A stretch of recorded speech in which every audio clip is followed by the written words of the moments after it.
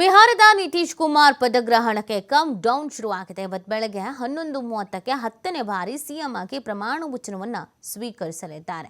ಪಾಟ್ನಾದ ಗಾಂಧಿ ಮೈದಾನದಲ್ಲಿ 2 ವೇದಿಕೆಗಳು ಸಿದ್ಧ ಆಗಿರೋದು. ಒಟ್ಟು 150 ಅತಿಥಿಗಳು 11 ರಾಜ್ಯಗಳ ಸಿಎಂಗಳು ಈ ಸಂದರ್ಭದಲ್ಲಿ ಹಾಜರಿರಲಿದ್ದಾರೆ. ಬಿಹಾರದ ನಿತೀಶ್ ಕುಮಾರ್ ಪದಗ್ರಹಣಕ್ಕೆ ಕೌಂಟ್ ಡೌನ್ ಬೆಳಗ್ಗೆ 11:30ಕ್ಕೆ 10ನೇ ಬಾರಿ ಸಿಎಂ ಆಗಿ ಪ್ರಮಾಣ ವಚನವನ್ನು ಸ್ವೀಕರಿಸುವುದಕ್ಕೆ ಅಂತ ಸಿದ್ಧತೆಗಳನ್ನು ಮಾಡಿಕೊಳ್ಳಲಾಗಿದೆ.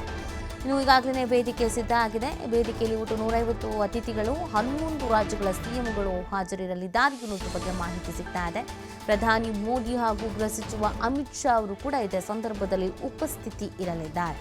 ಇವತ್ತು ಎನ್ಡಿಎ ಶಾಸಕಾಂಗ ಪಕ್ಷದ ನಾಯಕರಾಗಿ ಆಯ್ಕೆ ಆಗಲಿದ್ದಾರೆ ನಿತೀಶ್ ಸಿಎಂ ಆದರೆ ಸಾಮ್ರಾಟ್ ಚೌಧರಿ ವಿಜಯ್ ಸಿನ್ಹಾಗೆ ಡಿಸಿಎಂ ಪಟ್ಟ ಒಲೆಯಲಿದೆ ಅನ್ನೋದನ್ನು ಹೇಳಲಾಗ್ತಾ ಇದೆ.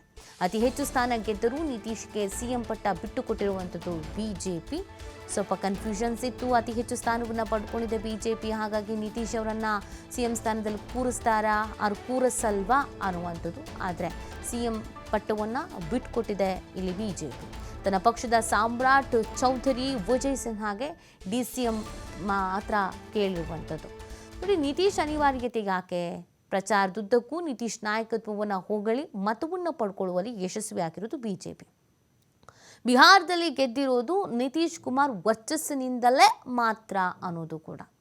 ಕೇಂದ್ರದಲ್ಲೂ ಬಿಜೆಪಿ ಸರ್ಕಾರಕ್ಕೆ ನಿತೀಶ್ ಕುಮಾರ್ ಆಧಾರ ಸ್ತಂಭ ಅನ್ನೋ ಲೆಕ್ಕಾಚಾರ. ಬಿಹಾರ ಬಿಜೆಪಿಯಲ್ಲಿ ನಿತೀಶ್ ಅವರಿಗಿಂತ ವರ್ಚಸ್ಸಿನ ನಾಯಕರು ಬೇರೆ ಇಲ್ಲ. ಬಿಹಾರ ಬಿಜೆಪಿಯಲ್ಲಿ ಯಾವುದೇ ಪ್ರಮುಖ ಒಬಿಸಿ ಮುಖ ಅನ್ನೋದು ಕೂಡ ಇಲ್ಲ. ಈ ಹಿಂದೆ ಬಿಜೆಪಿಯಲ್ಲಿ ಸುಶೀಲ್ ಕುಮಾರ್ ಮೋದಿ ಇದ್ದರೂ ಅವರ ನಿಧನದ ನಂತರ ರಾಷ್ಟ್ರೀಯ ಮನ್ನಣೆಯನ್ನು ಪಡೆದಂಥ ಒಬಿಸಿ ನಾಯಕರು ಇಲ್ಲ, ಕೊರತೆ ಇದೆ. ಸೊ ನಿತೀಶ್ಗೆ ಪಟ್ಟ ನೀಡಿದ್ರೆ ಆ ಒಬಿಸಿ ಮತ ಬೇರೆ ಕಡೆ ಹೋಗುವಂಥ ಆತಂಕ. ಬಿಹಾರದಲ್ಲಿ ವರ್ಚಸ್ಸು ನಾಯಕ ಮಾತ್ರ ಸಿಎಂ ಆಗೋದಕ್ಕೆ ಸಾಧ್ಯ.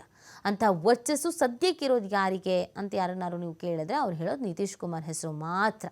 ಸೊ ಬಿಹಾರ ಬಿಜೆಪಿಯಲ್ಲಿ ನಿತೀಶ್ ಅವರಂತಹ ನಾಯಕನ ಕೊರತೆ ಇದೆ. ಇದು ಚುನಾವಣಾ ಪ್ರಚಾರದ ವೇಳೆ ಬಿಜೆಪಿ ನಾಯಕರ ಗಮನಕ್ಕೂ ಕೂಡ ಬಂದಿದೆ, ಅರಿವಾಗಿದೆ.